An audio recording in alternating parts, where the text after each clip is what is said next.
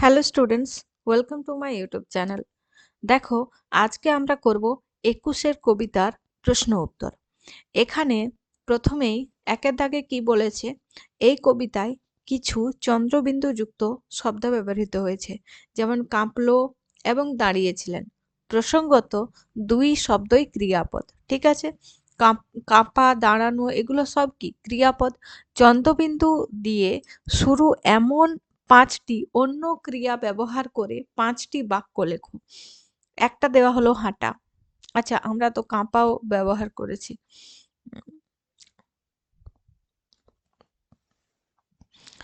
তো এখানে অন্য আর একটা কিছু দিতে হবে।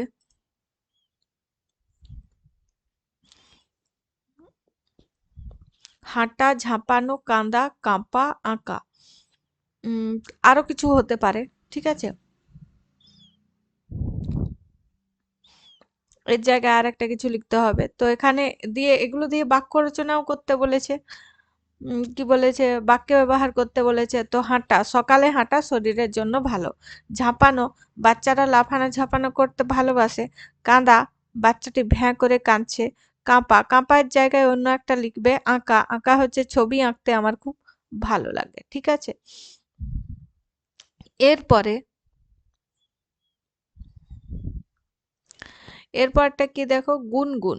যেন মৌমাছি যেভাবে ডানা একটানা আওয়াজ করে তাকে গুনগুন বলে, ঠিক আছে। বাস্তব ধ্বনির অনুকরণে তৈরি হওয়া এই ধরনের শব্দগুলোকে কি বলা হয়, অনুকারী শব্দ বা ধ্বন্যাত্মক শব্দ।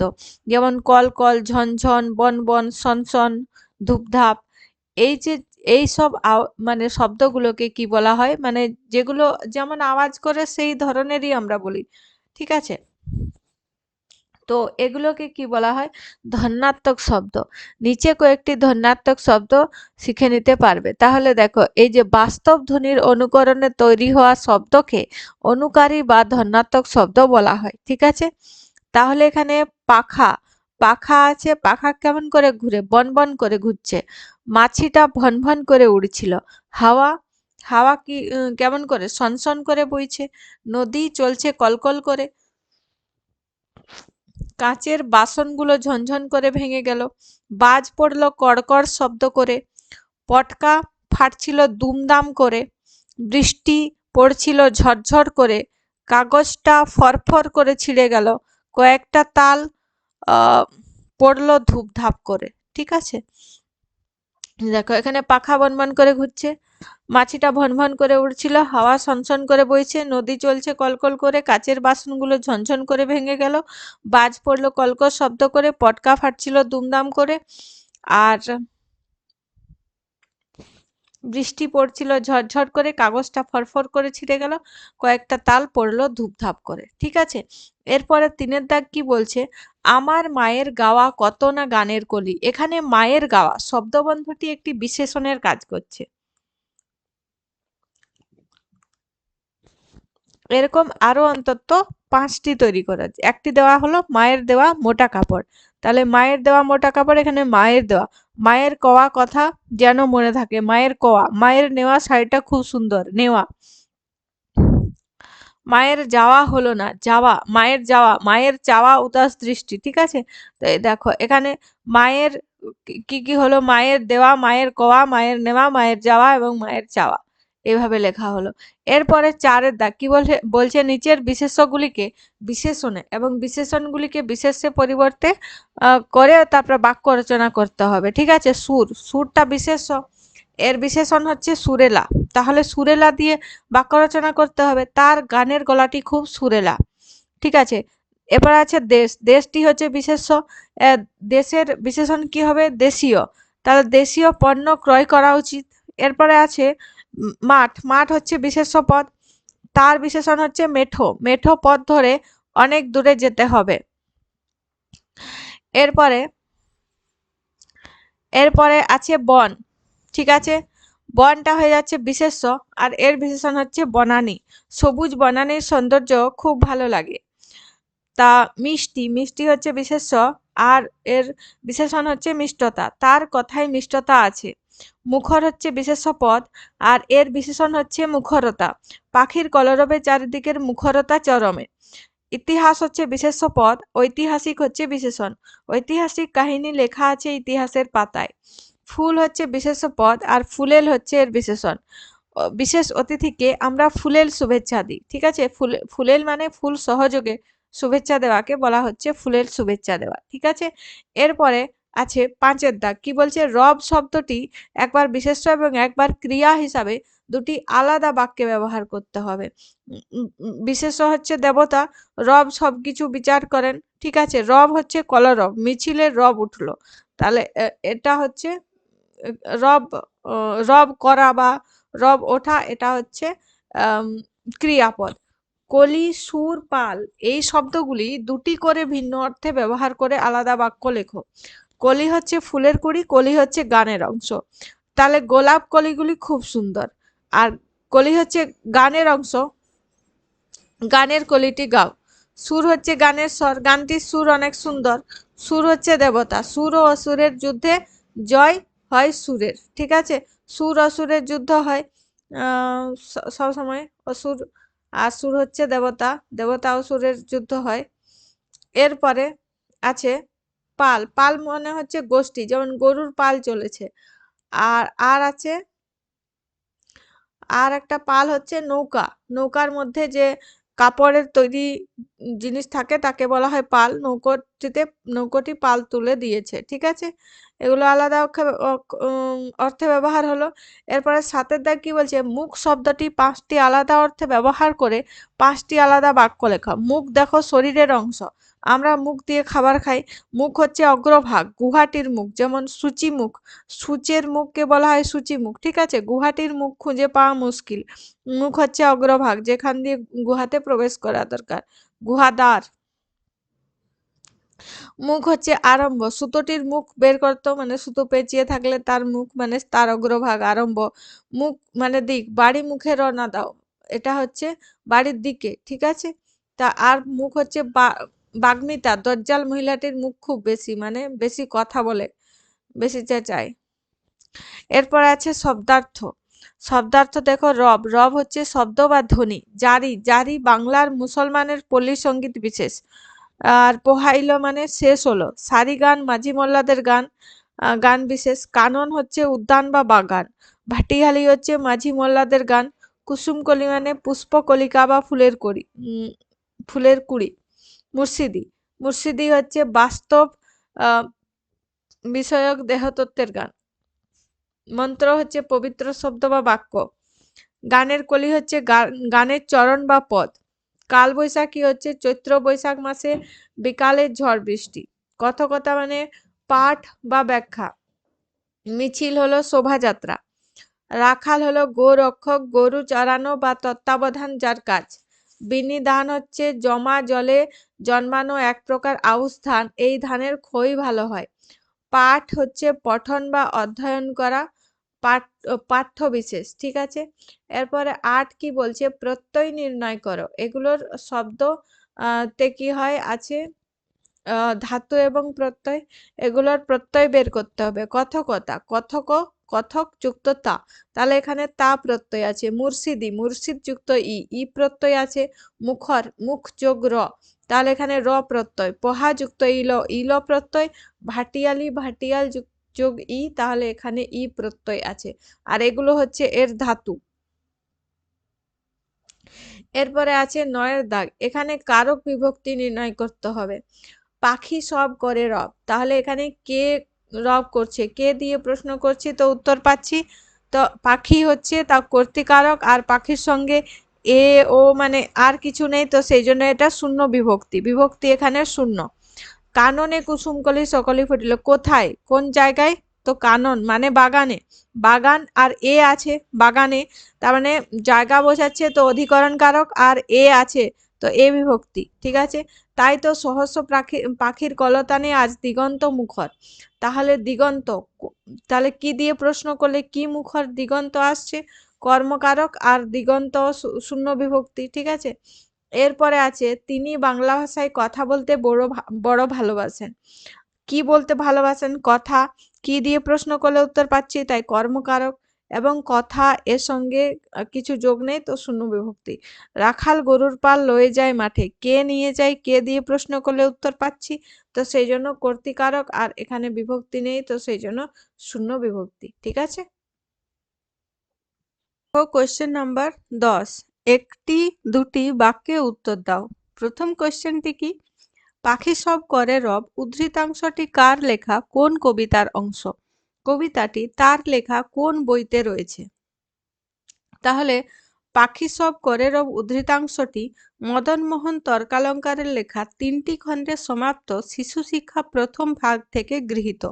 কবিতাটির নাম প্রভাত বর্ণন। ঠিক আছে। এরপরে কি, এই পংক্তিটি পাঠের সুরকে মন্ত্রের মতো বলা হয়েছে কেন? তাহলে পাখি সব করে রব উদ্ধৃতাংশটি আশরাফ সিদ্দিকীর লেখা 21-এর কবিতাতে ব্যবহৃত হয়েছে।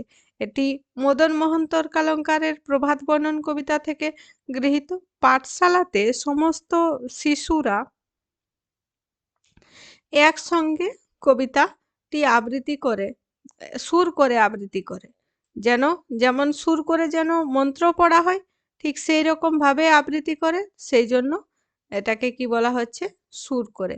তো এটাকে মন্ত্রের মতো বলা হচ্ছে। ঠিক আছে, তো সেটাই লেখা হয়েছে। দেখো, পাঠশালাতে সব শিশু যখন একই সঙ্গে কবিতা পাঠ করে তখন তা মন্ত্র পাঠের মতো শোনায়, তাই এই পংক্তিটি পাঠের সুরকে মন্ত্রের মতো বলা হয়েছে। ঠিক আছে। তারপর কোশ্চেন কি, এই সুরকে কেন স্মৃতির মধুভাণ্ডার বলা হয়েছে? তা কবির মনে কোন স্মৃতি জাগিয়ে তোলে? তাহলে এই সুর, এ সুর করে কবিতা পাঠ করে কবিতার ছোটবেলাতে পড়েছেন, তাই এই কবিতা শুনলে তার ছোটবেলার স্মৃতি মনে পড়তো। সেই স্মৃতি ছিল খুবই সুখের স্মৃতি, তাই এই কবিতা পাঠের স্মৃতিকে সুখের স্মৃতির মধুভাণ্ডার বলা হয়। ঠিক আছে।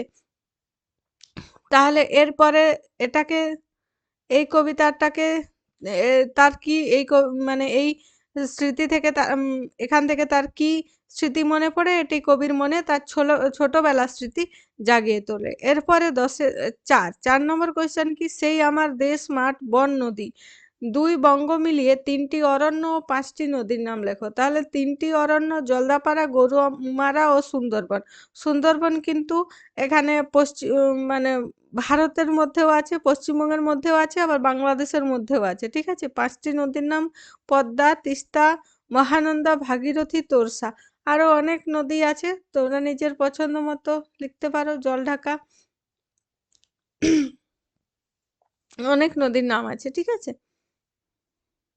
এরপরে 10-5 কি বলছে, টিকা লেখো। জারি, সারি, ভাটিয়ালি, মুর্শিদি, বিন্নিধান, কথকতা আর রূপকথা। ঠিক আছে। প্রত্যেকটা সম্বন্ধে টিকা মানে তুমি যা জানো সেটা লিখতে হবে। জারি হচ্ছে মুসলমান সম্প্রদায়ের পল্লীগীত, এটা হচ্ছে শব্দার্থে দেওয়া আছে। ঠিক আছে। তো আমরাও সেভাবে লিখবো। জারি হচ্ছে বাংলার লোকগীতি বিশেষ। জারি শব্দের অর্থ হলো বিলাপ বা ক্রন্দন করা। ঠিক আছে। তাই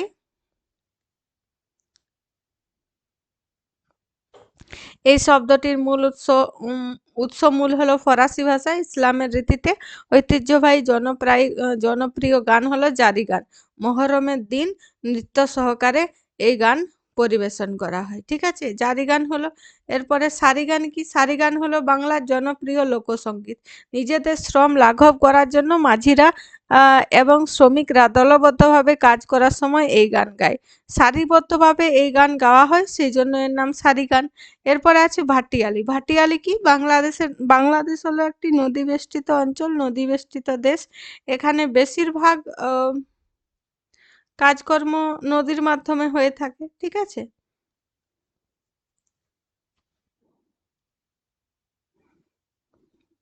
জলপথে হয়। এখানে বেশিরভাগ কাজ কি হয়? জলপথে হয়। তাই মাঝি, 1 মিনিট, মাঝি মোল্লাদের পরিশ্রম করতে হয় খুব বেশি তাদের শ্রম লাঘব করার জন্য। ঠিক আছে। তাদের শ্রম লাঘব করার জন্য তারা নিজেদের জীবন, নৌকা, ভালোবাসা, বিরহ ইত্যাদি বিষয় নিয়ে গান বাঁধে ও গান গায়। এই সব গান ভাটিয়ালি নামে পরিচিত। এরপরে আছে মুর্শিদি। মুর্শিদি হলো ধর্মীয় লোকসঙ্গীত। মুর্শিদি শব্দটির আরবি অর্থ, মানে মুর্শিদি শব্দটি হলো আরবি আরবি শব্দ যার অর্থ হলো আদেশ বা উপদেশ। ঠিক আছে? উপদেশ, যিনি ভক্তদের আদেশ উপদেশ দেন তিনি মুর্শিদ। মুর্শিদের দেওয়া উপদেশ গান হিসাবে গাইলে সেই গানগুলিকে মুর্শিদি গান বলা হয়। এরপরে বিন্নি ধান। বিন্নি ধান হলো আউশ ধান, জমা জলে এই ধান জন্মায়। এই ধানের খই, পিঠা, পায়েস ইত্যাদি তৈরি করা হয়। নবান্নের সময় এই নতুন ধান তুলে তারপরে এই ধানের পিঠা পায়েস বানিয়ে নবান্ন উৎসব পালন করা হয়। ঠিক আছে? এরপরে কথকতা। কথকতা শব্দের অর্থ হলো মুখে মুখে প্রচলিত গল্প।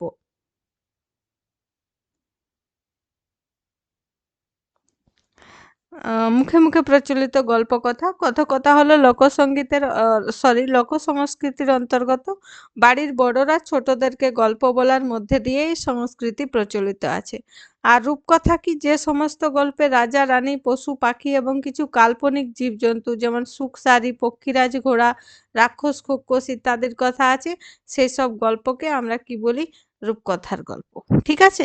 এরপরে ৬ কি বলছে? তোমার জানা দুটি পৃথক লোকসঙ্গীতের ধারার নাম লেখো। দুটো আলাদা আলাদা, একটা বাউল গান, টুসু গান, ঝুমুর গান, যেকোনো আরো আরো গান থাকতে পারে, আরো অনেক রকম। তোমার যে গানগুলো জানা আছে সেগুলো লিখতে পারো। ইতিহাস থমকে দাঁড়িয়ে লিখে নিল সব। সব বলতে এখানে কি কি বোঝানো হয়েছে? তাহলে ইতিহাস থমকে দাঁড়িয়ে লিখে নিল সব। এখানে সব বলতে বোঝানো হয়েছে ভাষা আন্দোলনে। এটা কিন্তু ইম্পর্টেন্ট কোয়েশ্চেন। ঠিক আছে? এই কোয়েশ্চেনটা পরীক্ষাতে আসার সম্ভাবনা আছে। টিকা লেখো, যেখানে টিকাগুলো আছে সেই টিকাগুলো পরীক্ষাতে আসার সম্ভাবনা আছে। ঠিক আছে? তাহলে ইতিহাস কি কি থমকে দাঁড়িয়ে লিখে নিল, সেটা একটা কোয়েশ্চেন। এটা কিন্তু খুব ইম্পর্টেন্ট কোয়েশ্চেন। ঠিক আছে? তাহলে এখানে কি বলছে? ভাষা আন্দোলনের সময় ঘটে যাওয়া সমস্ত ঘটনা বাংলার মানুষ নিজের দেশের নিজের ভাষার প্রতি ভালোবাসা এবং জীবন দিয়ে বাংলা ভাষার প্রতি অস্তিত্ব করার কথা, এই সমস্ত কিছু ইতিহাস লিখে নিল। 10-8 এই কোশ্চেনটাও ইম্পর্টেন্ট। তাই তো সহস্র পাখির কলতানে আজ দিগন্ত মুখর। ঠিক আছে?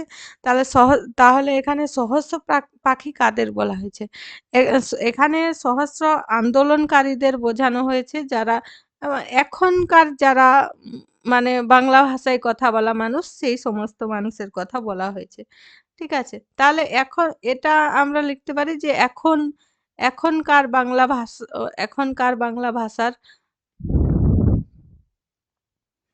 বাংলাভাষী মানুষদের বোঝানো হয়েছে। ঠিক আছে?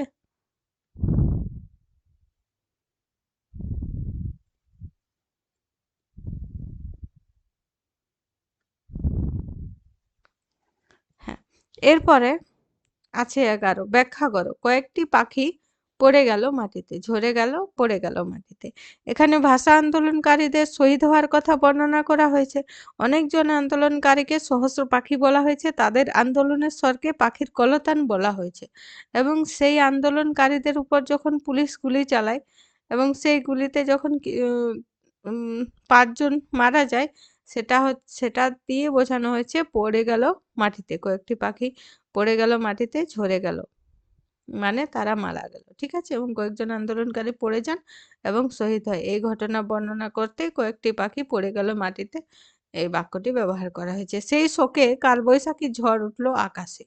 সেই শোকে কালবৈশাখী ঝড় উঠলো আকাশে, এটা কেন ব্যবহার করা হয়েছে? এখানে শোক বলতে ভাষা আন্দোলনে অংশগ্রহণকারীদের শহীদ হওয়াতে যে শোক হয়েছে, তাতে সারা দেশবাসী যে আন্দোলনে যুক্ত হয়েছে তার কথা বোঝানো হয়েছে। ঠিক আছে?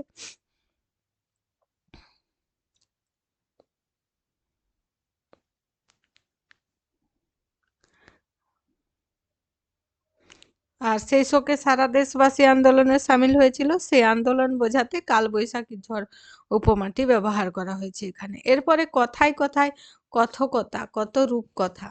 তাহলে এই এই লাইনটির ব্যবহারের মানে কি, এর ব্যাখ্যা কি? কথকথা বলতে বোঝায় আগেকার দিনের কাহিনী, মুখে মুখে গল্প আকারে প্রচলিত ইতিহাস। এবং রূপকথা হলো রাজা রানী, সুখসারি, রাক্ষস খোকস, পক্ষীরাজ ইত্যাদি কাল্পনিক প্রাণী এবং কাল্পনিক প্রাণীর সঙ্গে নিয়ে কাল্পনিক যে গল্প, সেটাকেই কি বলা হচ্ছে? রূপকথা। ঠিক আছে? তাই আমাদের বাড়ির বড়দের মুখে মুখে প্রচলিত ছোট ছেলে মেয়েদের বলা গল্প কথা বোঝাতে এই বাক্য বোঝানো হয়েছে। কথায় কথায় অনেক কথা রূপকথা, মানে আমরা সব বাংলা ভাষাতেই এই সমস্ত কথা বলে থাকি। এখানে ৪ এর দাগ কি বলছে? তাই তো আজ দেখো এ মিছিলে এসে দাঁড়িয়েছেন আমার মা। ঠিক আছে? এখানে মা বলতে বঙ্গমাতাকে বোঝানো হয়েছে, যিনি বাংলা ভাষা বড় ভালোবাসেন, যিনি বাংলায় কথা বলেন। ঠিক আছে? এটার আরেকটা দিকও হতে পারে। সবার নিজেদের মাও হতে পারে আমাদের। বাংলা ভাষাকে বাঁচিয়ে রাখার জন্য যে আন্দোলন, সেই আন্দোলনে সবাইকে উদ্বুদ্ধ করার জন্য, এনকারেজ করার জন্য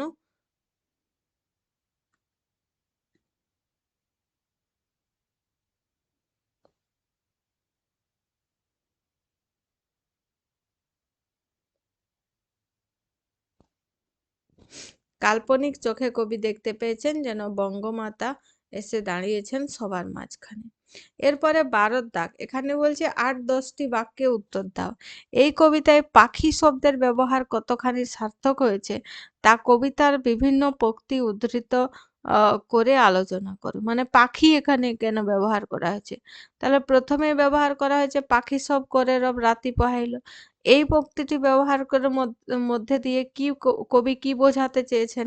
এই লাইনে পাখি শব্দটি দিয়ে মাতৃভাষা বাঁচিয়ে রাখার জন্য যেসব মানুষ আন্দোলন করেছিলেন তাদের কথা বলা হয়েছে। এখানে আন্দোলনকারীরা যেভাবে ভাষার জন্য আন্দোলন করে মাতৃভাষার পুনরুদ্ধারের ভোরবেলাতে উপস্থিত হয়েছে তার কথা বলা হয়েছে, যে পাখি সব করে রব রাতি পোহাইল।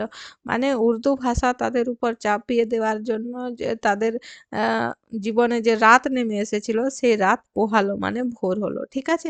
তাই তো সহস্র পাখির কলতানে আজ দিগন্ত মুখর। তাহলে এখানে আমরা বলতে পারি যে আজ বাংলা ভাষায় কথা বলছে। আজ সবাই সমস্ত মানুষ আ বাংলা ভাষায় নিজেদের মাতৃভাষায় কথা বলতে পারছে। এখানে সহস্র পাখির কলতানের হচ্ছে সহস্র ভাষা আন্দোলনকারী, যারা সমস্ত মানুষের যাদের স্বর চারিদিকে ছড়িয়ে পড়েছে তাদের কথা বলা হয়েছে। এখানে ভাষা আন্দোলনকারী এবং এখনকার দিনের সাধারণ মানুষ, এখন যারা বাংলায় কথা বলছে তাদেরকেও বোঝানো হয়েছে। ১২-২ এখানে কি বলছে? কবিতাটির নামকরণের সার্থকতা বিচার করো। এখানে ২১-এর কবিতা লিখেছে, নাম দিয়েছেন। এই নামকরণটি কি আদতেও ঠিক না ভুল সেটা আমরা এখানে বলব। কবি আশরাফ সিদ্দিকী লিখিত এই কবিতাটিতে ২১শে ফেব্রুয়ারি ভাষা দিবসের কাহিনী বর্ণনা করা হয়েছে এবং সেই সঙ্গে ভাষা আন্দোলন এরও বর্ণনা করা হয়েছে। ঠিক আছে? কিভাবে মানুষ, কিভাবে বাংলাদেশের সমস্ত মানুষ নিজের মাতৃভাষা বাংলা ভাষার রক্ষার্থে হাসি মুখে মৃত্যুবরণ করেছিলেন। তাই ভাষা আন্দোলন এবং ভাষা দিবস ২১শে ফেব্রুয়ারির স্মরণে কবিতাটির নাম ২১-এর কবিতা নামকরণটি সার্থক হয়েছে। ঠিক আছে? এরপরে আশরাফ সিদ্দিকী নিয়ে কিছু কথা, কবি পরিচিতি। তার জন্ম ১৯২৭ সালে, জন্ম টাঙ্গাইলে। বাংলাদেশের বিশিষ্ট কবি এবং লেখক, খ্যাতনামা লোকতত্ত্ববিদ। পাক্ষিক এক পক্ষ মানে ১৫ দিন। ঠিক আছে? ১৫ দিনে এই পত্রিকাটি আ প্রকাশিত হতো, মুকুল পত্রিকা। তো সেইজন্য এখানে পাক্ষিক, সাপ্তাহিক, পাক্ষিক, মাসিক পত্রিকা হয় না? তো এটা হচ্ছে ১৫ দিনে একবার প্রকাশিত হতো। সেইজন্য এই পত্রিকাটাকে কি বলা হচ্ছে? পাক্ষিক পত্রিকা। পাক্ষিক মুকুল পত্রিকার সম্পাদক ছিলেন। তার রচিত কাব্যের মধ্যে উল্লেখযোগ্য 'বিষকন্যা', 'উত্তর', 'আকাশের তারা', 'কাগজের নৌকা' প্রভৃতি। আর এই সম্বন্ধে আমরা আগের ভাষা আন্দোলন কিভাবে হয়েছিল সেটা আমরা আগের দিনে আলোচনা করেছি। এরপরে আছে ১৩ কি হচ্ছে? শুধু মাতৃভাষার প্রতি শ্রদ্ধা ও দায়বদ্ধতার প্রকাশ নয়, এই কবিতায় রয়েছে আবহমানের এবং অমরতার প্রতি বিশ্বাস। পাঠ্য কবিতাটি অবলম্বনের উপরের উদ্ধৃতিটি আলোচনা করো। তাহলে এখানে কি লিখবে? শুধু মাতৃভাষার প্রতি শ্রদ্ধা ও দায়বদ্ধতা প্রকাশ নয়, এই কবিতায় রয়েছে আবহমান ও অমরতার প্রতি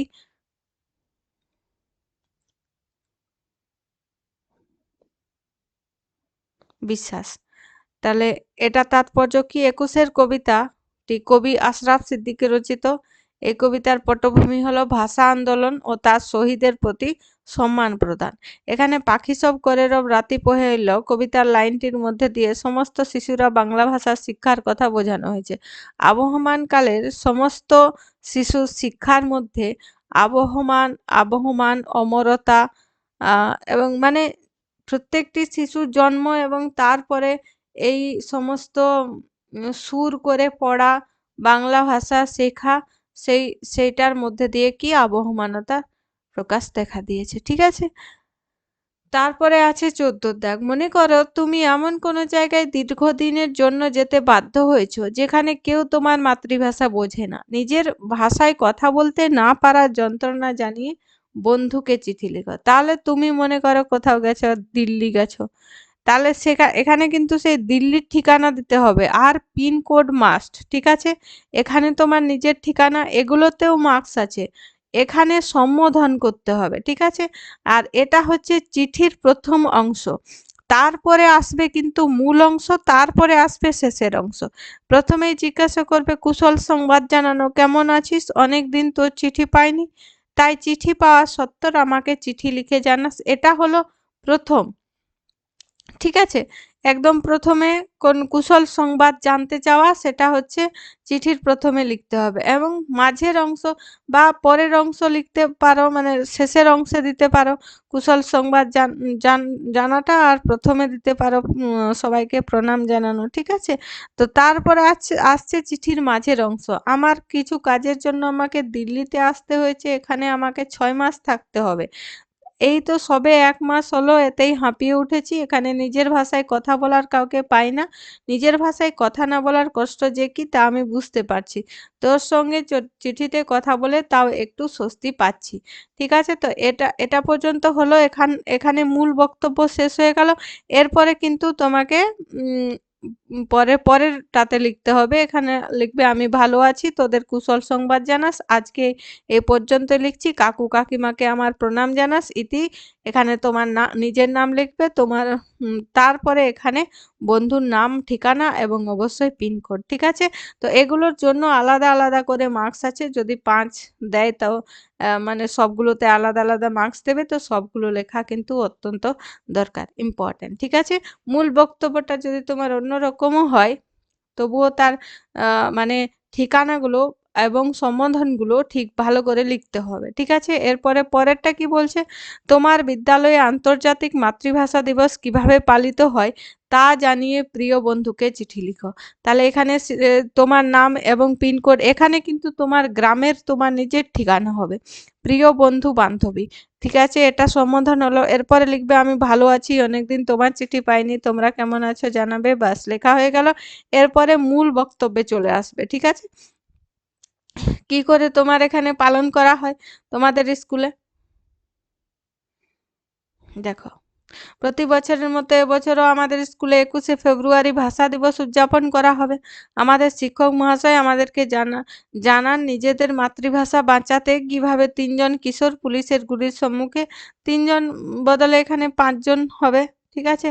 এখানে তোমাদের বইতে 5 জন লেখা আছে, 5 জনের নাম। 5 জন কিশোর পুলিশের গুলির সম্মুখে নিজের প্রাণ দিয়েছিলেন। তাদের বীরত্বের কাহিনী জানান।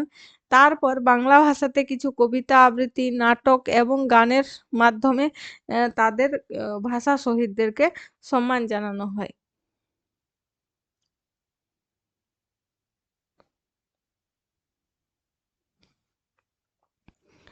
বাংলা ভাষার অমরতা প্রার্থনা করা হয় এবং ভাষা শহীদদের পুষ্প সহযোগে সম্মান প্রদান করা হয়। তোমাদের বিদ্যালয়ে কিভাবে ভাষা দিবস পালন করা হয় জানাবে। কাকিমাকে আমার প্রণাম জানিও ইতি। এখানে তোমার নিজের নাম লিখবে। এবারে বন্ধুর নাম প্রযত্নে, মানে প্রযত্নে তার বাবার নাম। ঠিক আছে? এবার লিখতে পারো, মানে লিখতে হবে কেয়ার অফ প্রযত্নে, সেটা লিখতে হয়। গ্রাম, পোস্ট, থানা, জেলা, পিনকোড। ঠিক আছে? এগুলো সব লিখে নিলে এবারে তোমার চিঠি কমপ্লিট হয়ে গেল। ঠিক আছে? তাহলে আজকে আমাদের সমস্ত এখানে হয়ে গেল কোয়েশ্চেন আনসার। এরপরে আছে 21-এর তাৎপর্য, আমরা পড়বো নেক্সট ক্লাসে। ঠিক আছে? আজকের ভিডিওতে এই পর্যন্তই।